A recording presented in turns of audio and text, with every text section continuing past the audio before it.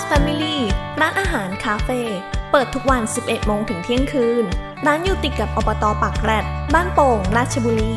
ร้าน Host Family มีบริการรับจัดบุฟเฟ่ต์จัดเลี้ยงอาหารกล่องครบวงจรอาหารหลากหลายสดใหม่คุณภาพดีราคาออกแบบได้จัดเลี้ยงจัดบุฟเฟ่ที่ร้านบรรยากาศดีๆที่คุณไม่ควรพลาดมีทั้งโซนห้องแอร์และโซนชิลๆในสวนรับชมดนตรีสดเพลงยุค 90 ทุกคืนอาหารอร่อยครบทุกฟิลไทยฝรั่งอีสานราคาเบาๆเมนูกว่า 100 รายการให้คุณได้เลือก